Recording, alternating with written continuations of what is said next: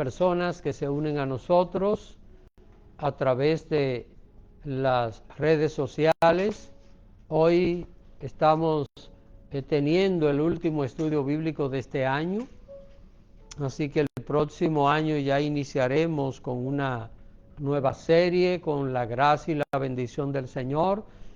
Pero queremos agradecer a los hermanos presentes y también a todo el que esté en la distancia, porque durante todo este año nos hemos mantenido unidos estudiando la palabra del Señor. La palabra de Dios es la que nos ayuda a crecer espiritualmente. Vamos a orar para tratar este tema que vamos a desarrollar en esta noche. Padre amado y bendito, queremos agradecerte esta ocasión nueva y maravillosa que nos da de estar reunidos acá, y aquellos hermanos que están a la distancia, que puedan, oh Dios, unirse en un mismo espíritu, para que todos juntos podamos aprender esta enseñanza maravillosa de tu santa palabra. Este estudio bíblico, Señor, que es el último que tú nos permites tener en este año, sea de edificación. Tú estés iluminando nuestro entendimiento para que tu palabra pueda ser clara en nuestros corazones y podamos atesorarla y poder compartirla con aquellas personas que no la conocen. Guíanos, Señor, te lo pedimos en el nombre de Jesucristo. Amén. Esta noche, mis hermanos, vamos a estar hablando acerca de una hermenéutica bíblica para descubrir, para identificar lo que son los falsos maestros. La semana pasada nosotros veíamos una exégesis bíblica de los falsos maestros. Exégesis es el significado original, lo que dice el texto, que es lo que dice. Aquí interpretación es muy sencillo. Lo primero es tener en su corazón la voluntad de interpretar correctamente, pedirle al Señor que le ayude, y el Espíritu Santo le va a ayudar a poder interpretar correctamente un pasaje de la Biblia. ¿Quién no ha cometido un error interpretando la Biblia? Todos. Yo los he cometido y no dudo que lo cometa, sencillamente porque nunca terminamos de aprender la palabra del Señor. Ahora, una cosa es que uno cometa un error por desconocimiento, por no mirar bien un texto, por desconocer el significado de una palabra de un texto. Eso es una cosa, y otra cosa es que uno manipule el texto intencionalmente para darle una interpretación que no sea conforme a la sana doctrina. Son dos cosas totalmente diferentes. Ustedes dirán, bueno, pero las dos hacen una mala interpretación. Sí, pero hay una que no tiene intención de interpretar mal, pero hay otra que tiene intención. Si yo tomo un pasaje de la Biblia y yo lo manipulo para hacer que usted haga lo que yo quiero, estoy interpretando la Biblia, pero lo estoy haciendo de una manera personal, lo estoy haciendo de una manera que no es la que el Espíritu Santo quiere enseñarnos a nosotros. Vamos a ver en esta noche lo que Pedro dice aquí en este pasaje, y lo primero que vamos a ver es interpretación de este pasaje en tiempo de Pedro. Así que lo primero que vamos a ver es la interpretación en tiempo de Pedro.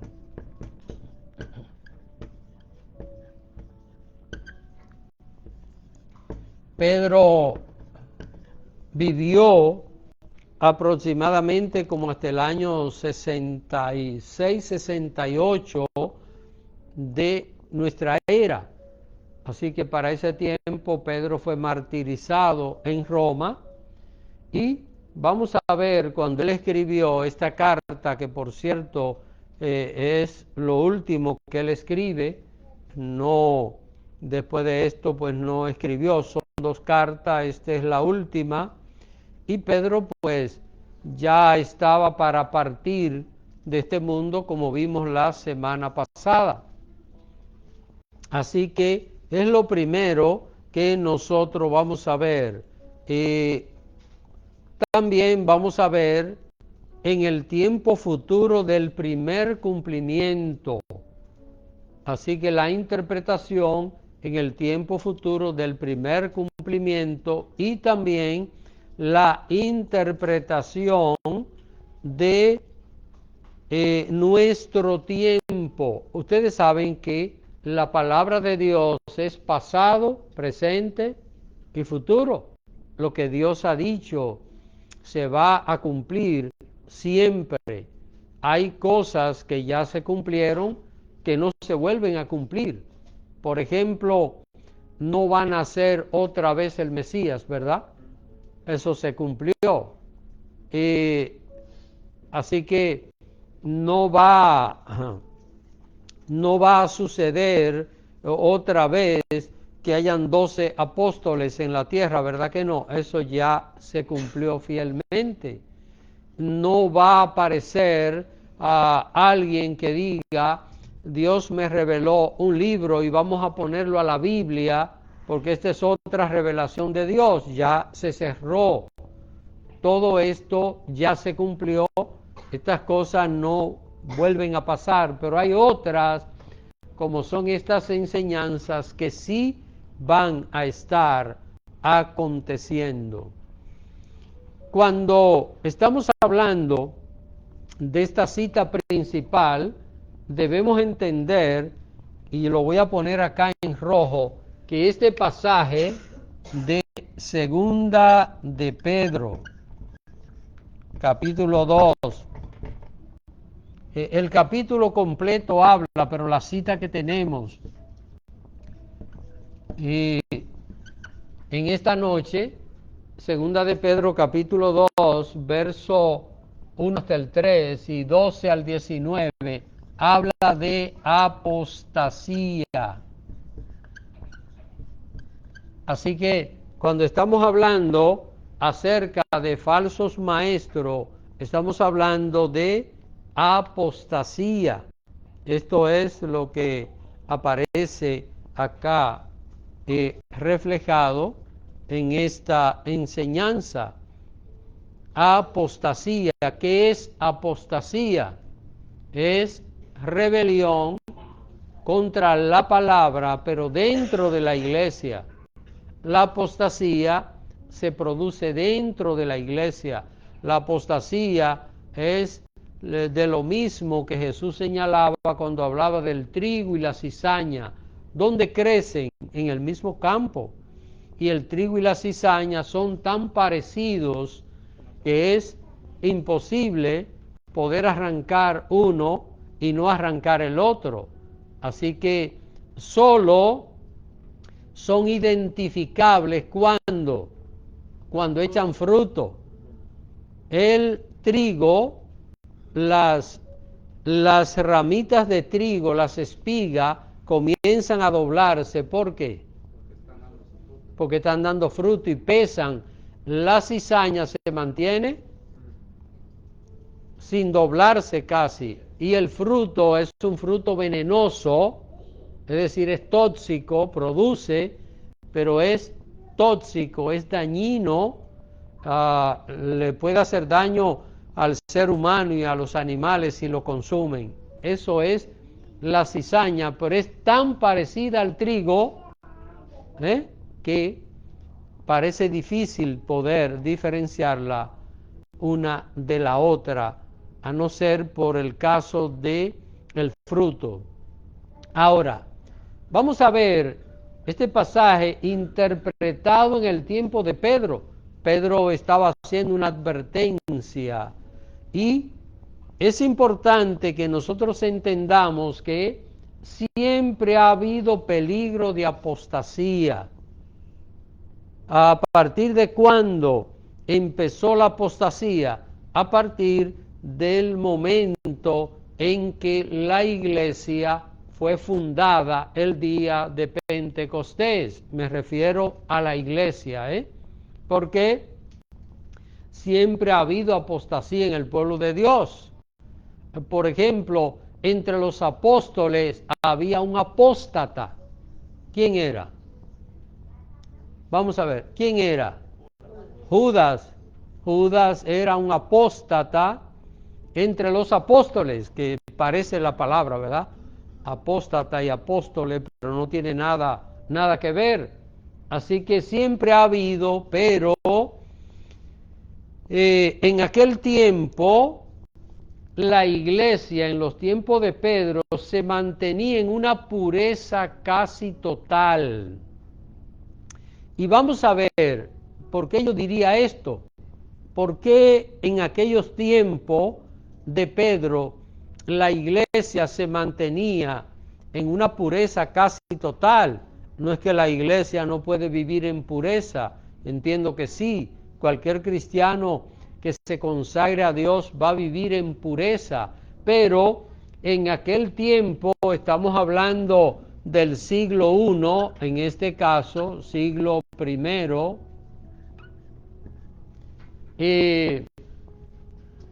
la iglesia tenía una pureza casi total. Vamos a ver por qué.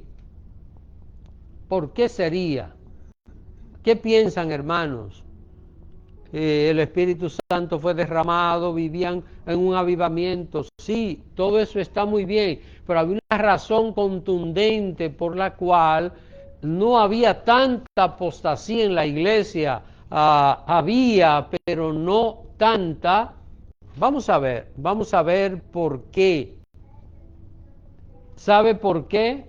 Había casi una pureza total. Déjenme ponerlo aquí, casi pureza total. ¿Por qué? Por las persecuciones.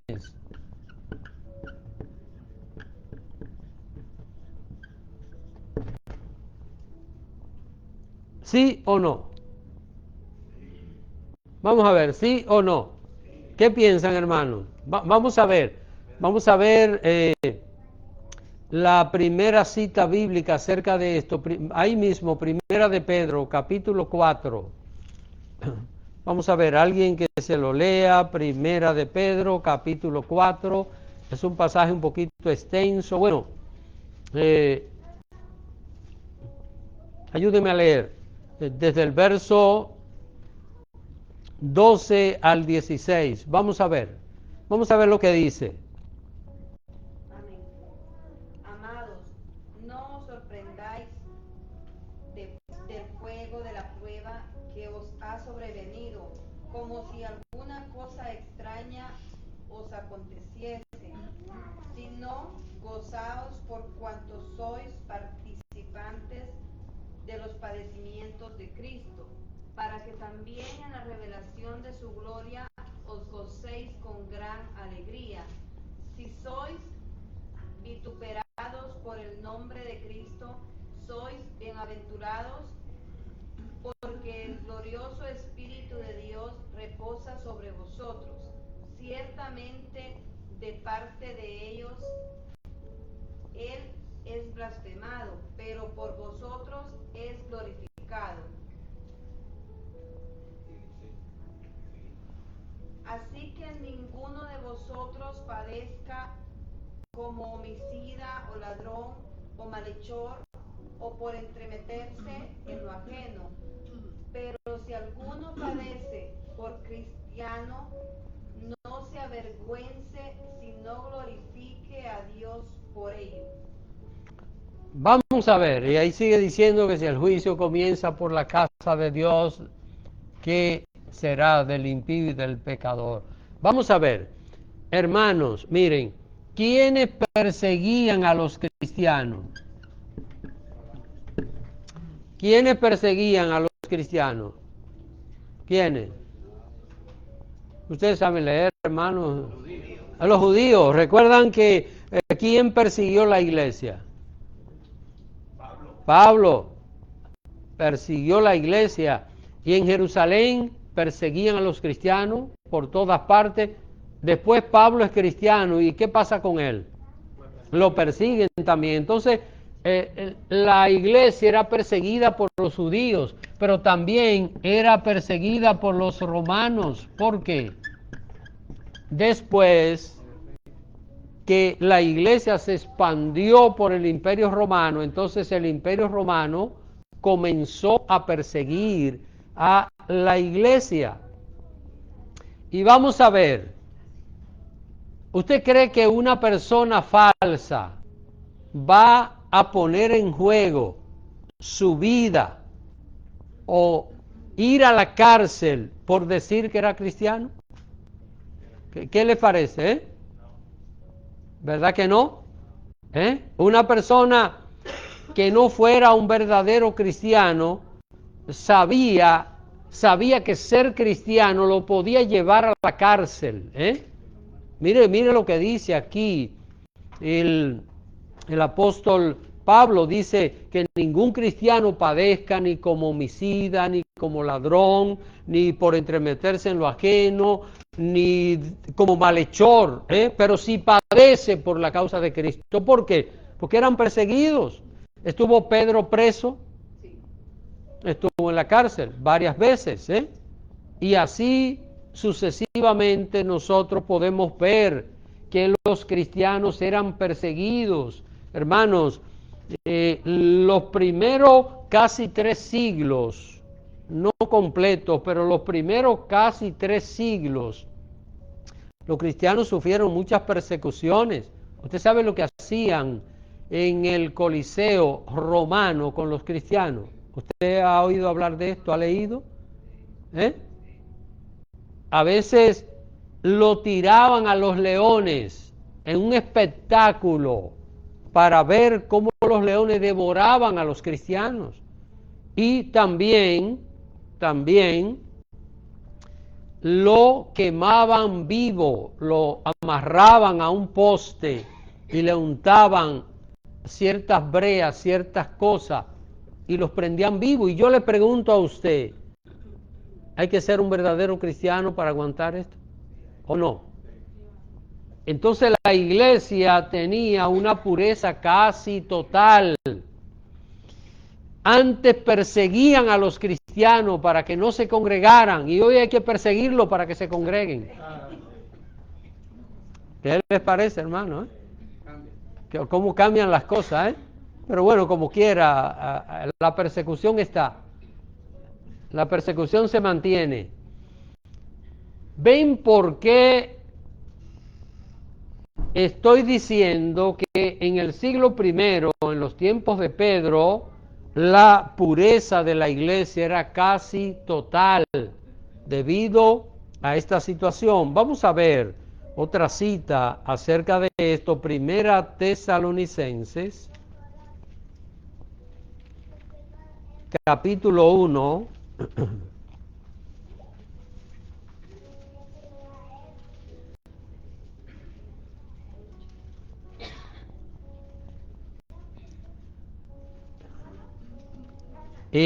Versículo desde el 3 hasta el 7.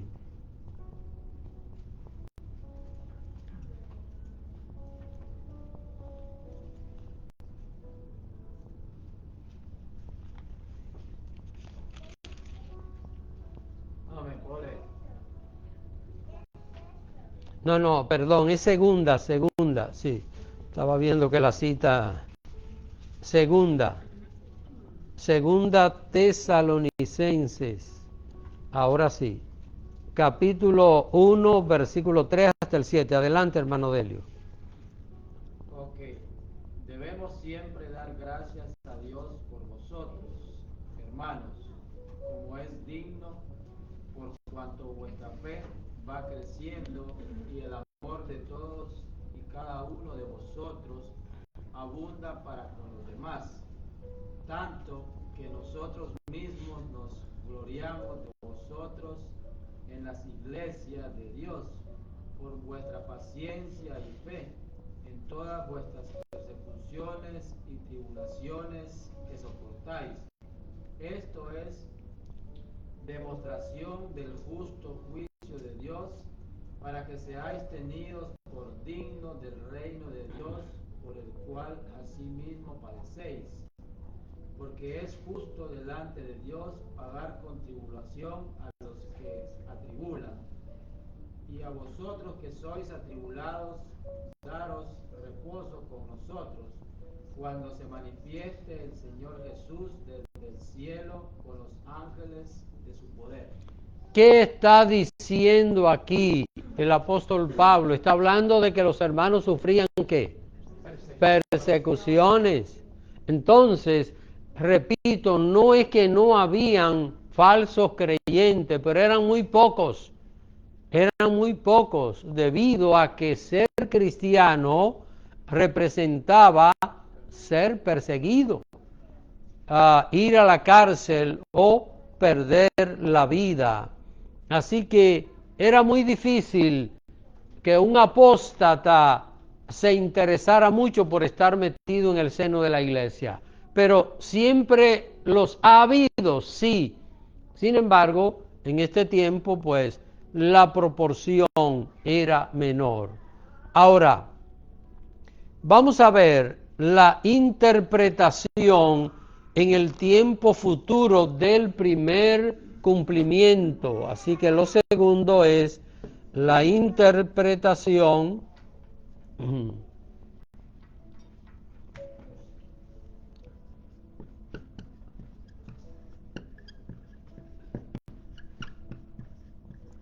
del tiempo en el tiempo futuro del primer cumplimiento.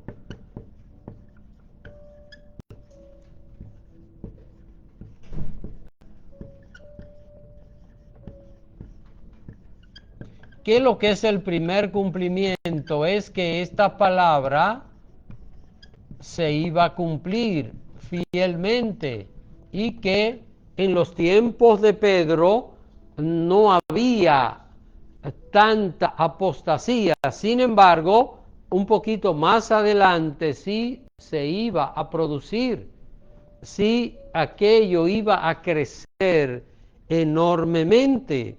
Así que, hermanos, fueron pasando los años y se fue cumpliendo aquella profecía.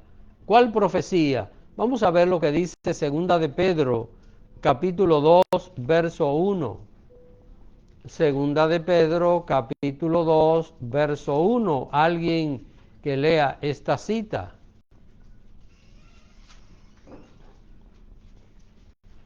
Ya la vimos la semana pasada, pero vamos a seguirla viendo. Esta es la manera como esto se nos queda a nosotros en el corazón.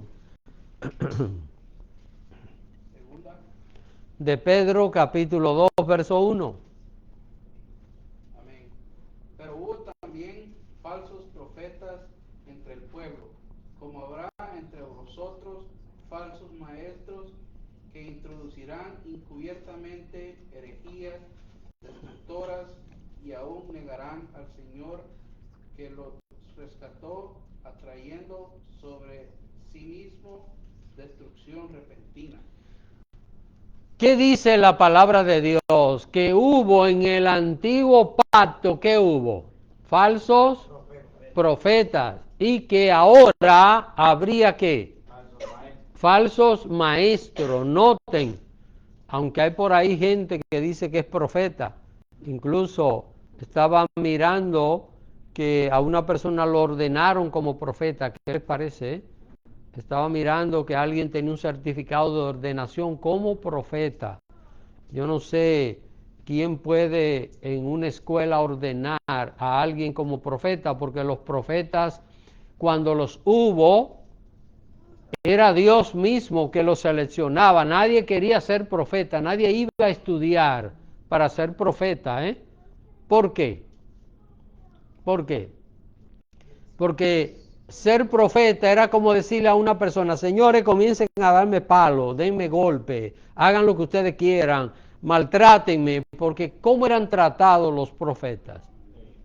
Eran perseguidos, eran maltratados, nadie vivía interesado en ser profeta. Dios los llamaba, Dios los seleccionaba. Ahora, dice aquí la palabra de Dios que ¿qué pasaría con esta cita bíblica? Estamos aquí en 2 de Pedro, capítulo 2, verso 1, que iban a introducir en la iglesia. Vamos a ver, vamos a poner esto en orden. En el primer siglo la iglesia vivió una pureza casi total. ¿Por qué? Las persecuciones. No fue que terminaron para el siglo segundo, pero ya a finales del primer siglo ya habían ciertas cosas. En la medida que la iglesia iba creciendo, se iba extendiendo por el mundo, empezaron a filtrarse algunas enseñanzas y, como dice este versículo, que iban a ser introducidas en la iglesia del Señor estas enseñanzas. ¿Cómo? Encubiertamente, muy simulada, muy escondidas.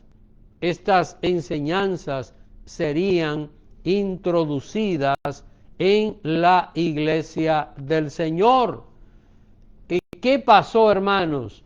En la medida que los años fueron pasando, en algunos lugares mermaron las persecuciones y fueron apareciendo esos falsos maestros. A partir del siglo primero, déjenme poner aquí, siglo I, hasta inicios del siglo IV,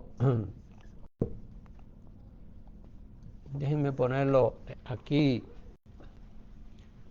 desde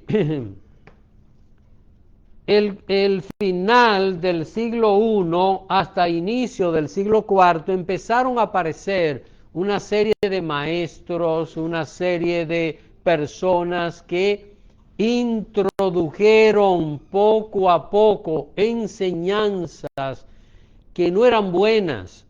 Se dieron una serie de debates y una serie de cosas en la historia y aquello fue cambiando completamente. Ahora, miren cómo Pablo advierte acerca de esto. Quiero que busquen el libro de los Hechos, capítulo 20.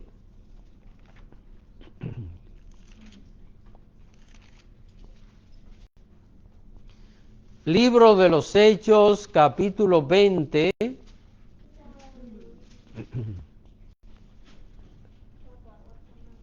Y yo voy a leer los versículos desde el 28 hasta el 31, para que veamos cómo Pablo aquí advierte de una forma tan clara. Pablo también falleció entre los años 66 al 68, la fecha no está tan clara en cuanto a esto, pero fue en ese periodo que Pablo falleció. Su última carta escrita fue segunda Timoteo, pero aquí Pablo, reunido, dice la Biblia, en la ciudad de Mileto,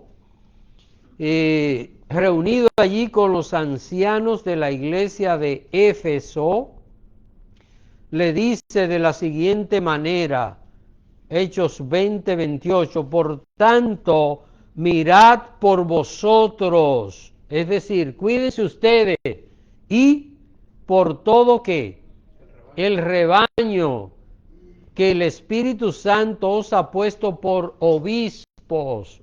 Ven, un obispo es un pastor, Así que no es un título, no es una jerarquía, como ha hecho el catolicismo y otras ramificaciones con esto.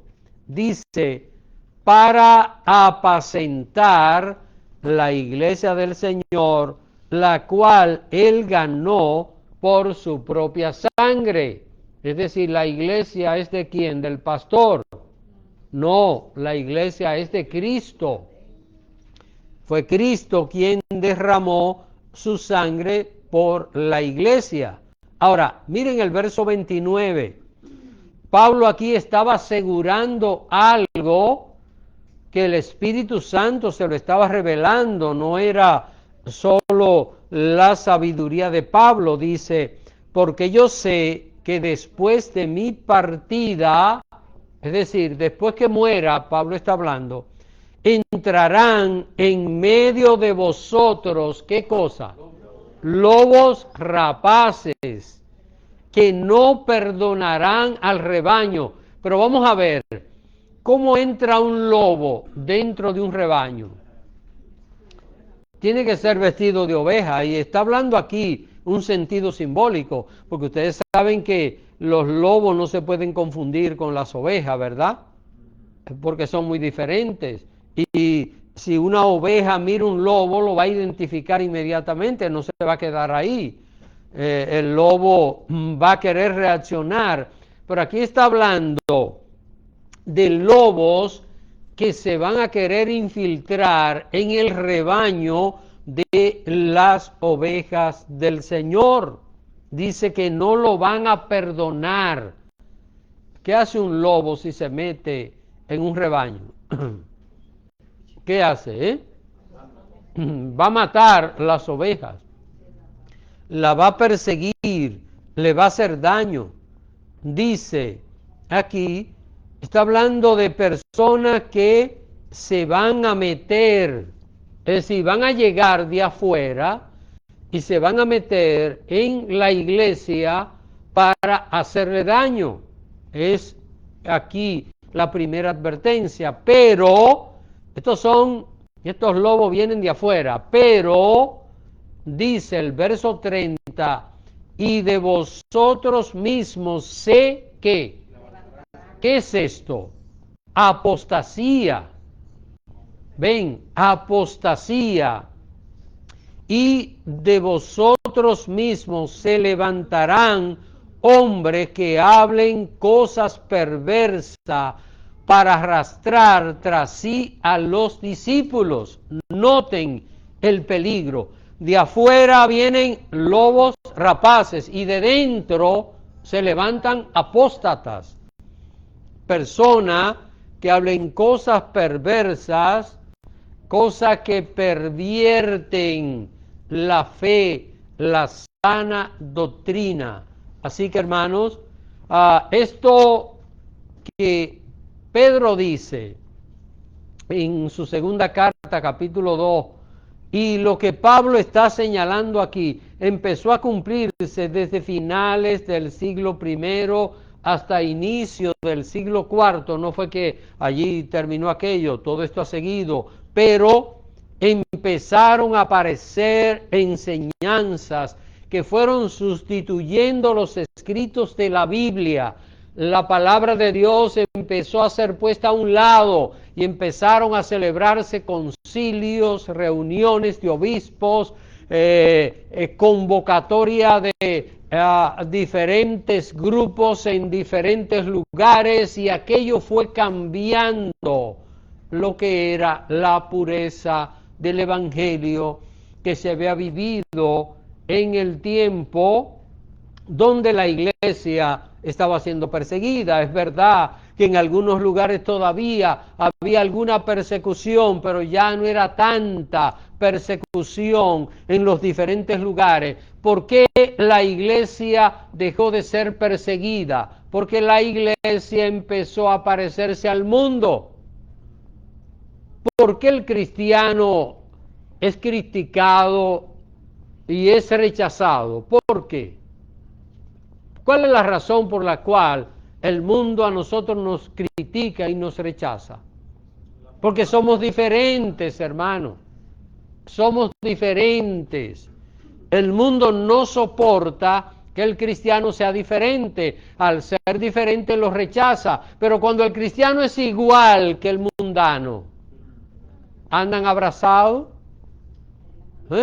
andan de manita. ¿Por qué? ¿Por qué? Porque no hay diferencia, no hay contradicción. Esto fue lo que empezó a suceder. La iglesia empezó a ser corrompida, empezaron a introducirse estos lobos y empezaron a levantarse entre los que parecían creyentes, estos apóstatas. ¿Y qué pasó, hermano? El tiempo fue pasando y en el año 313, este año 313, apareció un emperador romano llamado Constantino que se proclamó supuestamente cristiano. Este hombre en este año 313 dio un edicto llamado Edicto de Tolerancia, donde se permitía la libertad de creencia en el imperio. Esto fue lo primero. Y los cristianos fueron atraídos por este señor, supuestamente la madre de Constantino, llamada Helena, se había convertido, era cristiana, y esto hizo una supuesta influencia.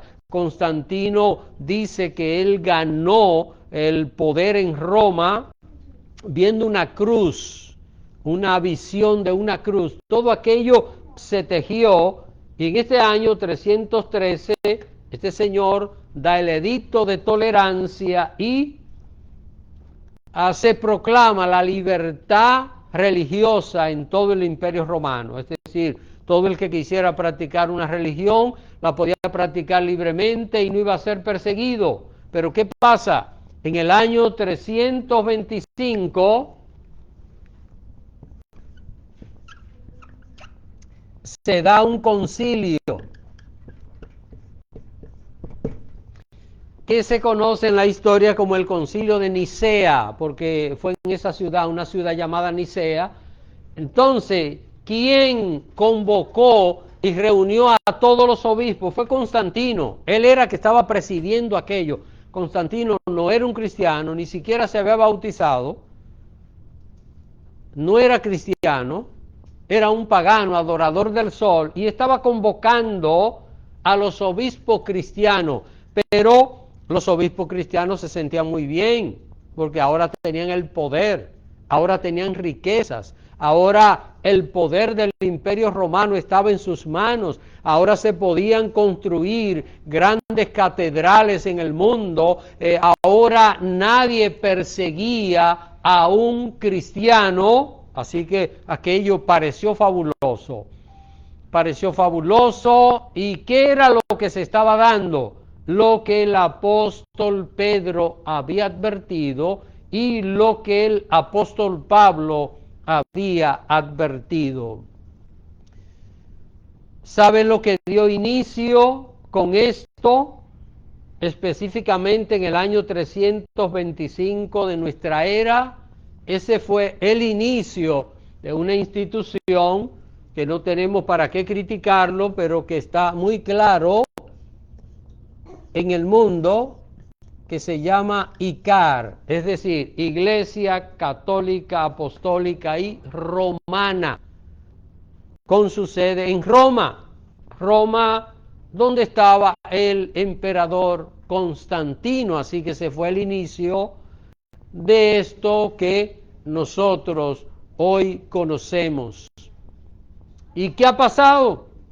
Bueno, esto no hay que entrar en ninguna discusión religiosa, hay que entrar en lo que dice la palabra de Dios. Esta institución ha cambiado todos los mandamientos de Dios.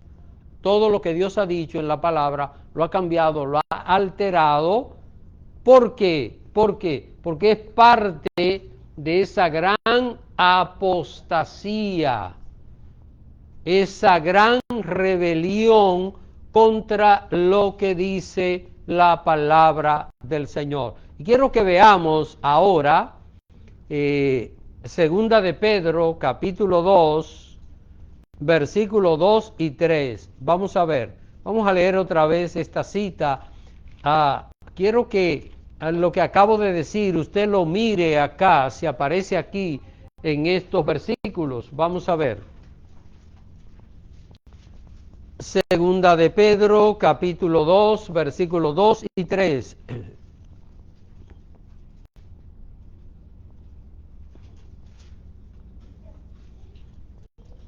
Amén. Y muchos seguirán sus desoluciones, por causa de los cuales el camino de la verdad será blasfemado. Y por avaricia harán mercadería de vosotros con palabras fingidas. Sobre tales ya de largo tiempo la condenación no se tarda y su predicción no se duerme. Muchos seguirán sus disoluciones. ¿Qué pasó, hermano, con este tipo de cristianismo? Todo el mundo era cristiano. Todo el mundo era cristiano porque era beneficioso ser cristiano. ¿Por qué? Porque estaba apoyado por el Imperio Romano, ese imperio que había perseguido cristianos, que había matado tanto cristiano, que había quemado cristiano, que lo había echado al circo para ser devorado por las fieras. Ahora este imperio estaba abrazando a los cristianos, y los que no eran verdaderos cristianos se sentían bien. Los verdaderos cristianos se estaban dando cuenta que la iglesia estaba siendo absorbida por el mundo. ¿Y qué es lo que la iglesia tiene que hacer? Ganar el mundo para Cristo. Pero estaba pasando lo contrario, y esto es lo que pasó con todos estos falsos maestros que fueron introduciendo todas estas enseñanzas. Esto es lo que ha pasado en la historia, pero todavía, los minutos que nos quedan de este estudio bíblico, vamos a interpretar para nuestro tiempo. Estamos interpretando.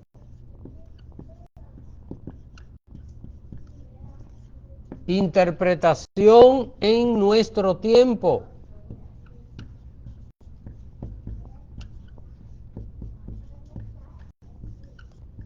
Vamos a ver. Hoy día están siendo perseguidos los cristianos.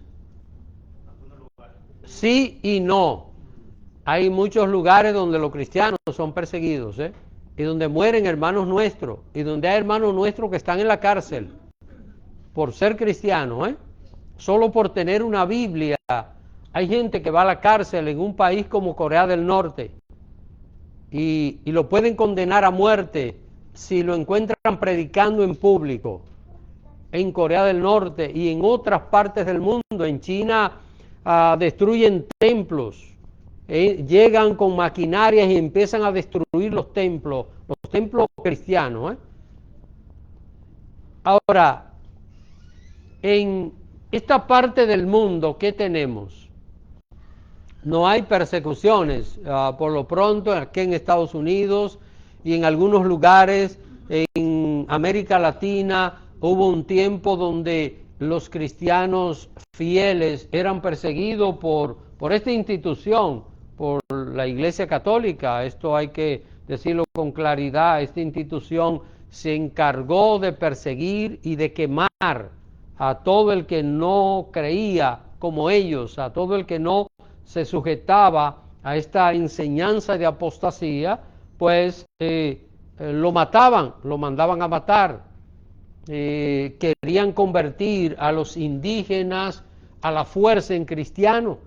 El indígena que fue encontrado por los españoles, por ejemplo, en mi país de origen, la República Dominicana, lo acabaron todos.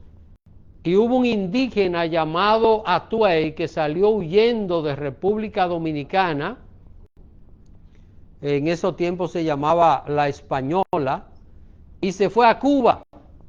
Y él se fue huyendo, se fue en una canoa, en una embarcación a Cuba, pensando que iba a escapar, y en Cuba estaba el centro del gobierno español. ¿Qué le parece? O sea, le salió corriendo a un perro y le fue encima a un león. Cuando llegó a Cuba, lo agarraron y le dijeron que lo iban a matar por ser hereje. Y Atuey, que era un cacique, fue visitado por un sacerdote. Un cura fue y le dijo: mira, tú tienes que ser cristiano para ir al cielo. Y él le dijo: ¿y esos que me van a matar van al cielo? El cura le dijo: sí, ellos van al cielo. Él le dijo: pues yo no quiero ir al cielo. ¿Está entendiendo? Eso es lo que esta institución ha hecho, hermanos, ¿eh? Eso es lo que ha hecho a través de la historia. Lo que pasa es que buscan la manera de borrarla, pero el tiempo se está acabando y muy pronto todas esas cosas van a salir en evidencia. Pero bueno, no estoy hablando acá en este caso, de escatología. Ahora, ¿qué está pasando en nuestro tiempo? La iglesia de este tiempo está viviendo una gran apostasía, que es la última apostasía. ¿Dónde lo vemos? Miren, veamos otra vez esta cita, segunda de Pedro capítulo 2. Aquí está hablando de esos falsos maestros que van a introducir enseñanzas engañosas. El verso 2 habla de que muchos seguirán sus disoluciones. Es lo que nosotros estamos viendo, muchos grupos llamados evangélicos, de mucho crecimiento y muchas cosas, están siguiendo estas enseñanzas. Y el verso 3 dice que por avaricia harán que mercadería de vosotros. Es decir, en vez de predicarse el evangelio, se hace mercadeo con la fe de los cristianos. Vamos a ver, y quiero que alguien se lea para que veamos la característica de lo que está pasando en nuestro tiempo. El verso 15, segunda de Pedro, capítulo 2, versículo 15. Vamos a ver qué es lo que este liderazgo está haciendo. No estoy hablando que todos los predicadores están envueltos en estas cosas, pero hay una cantidad bastante considerable. Y vamos a ver lo que dice. Amén. Han dejado el camino recto y se han extraviado siguiendo el camino de Balaán, hijo de Beor, el cual amó el premio de la maldad. Nosotros conocemos la historia de Balaán. ¿Era un profeta de Dios Balaán, sí o no? ¿Sí o no? Sí. Era un profeta de Dios, hermano, Balaán. Pero sin embargo, recuerden que en aquel tiempo el Espíritu Santo no estaba permanente sobre nadie. ¿Y qué pasó con Balaán? Miren lo que dice este versículo: han dejado el camino recto y se han ¿qué?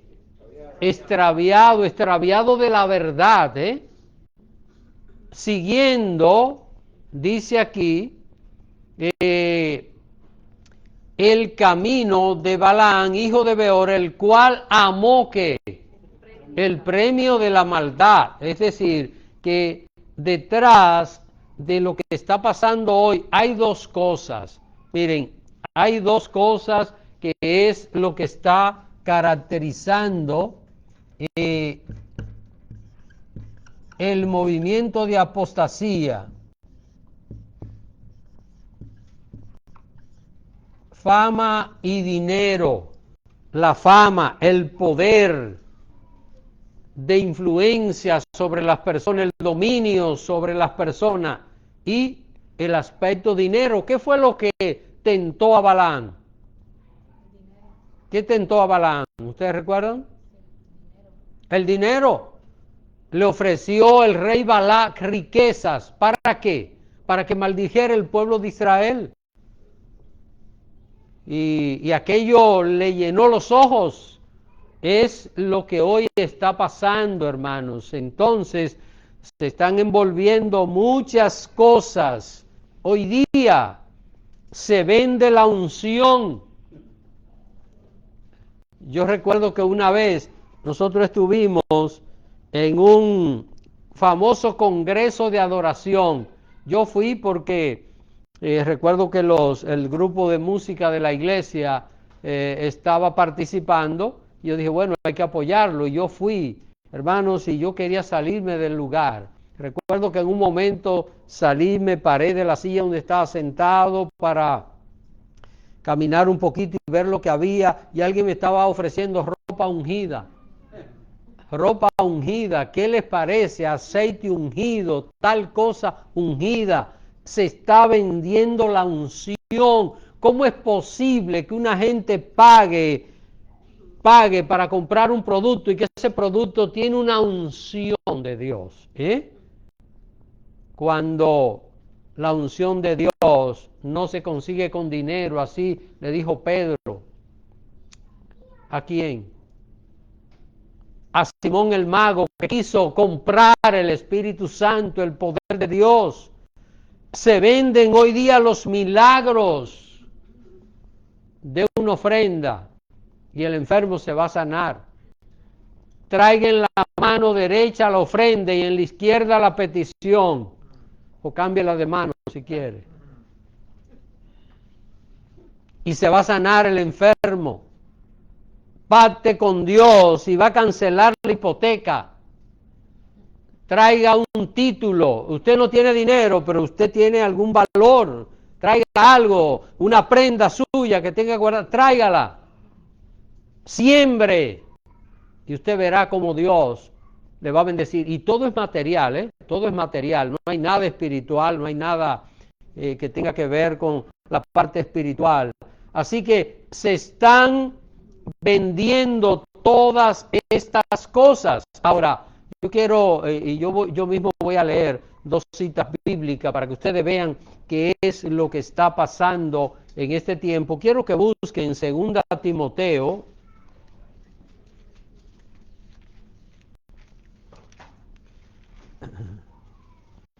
capítulo 4, para que veamos qué es lo que está pasando, qué es lo que está sucediendo. ¿Por qué todo esto se está dando?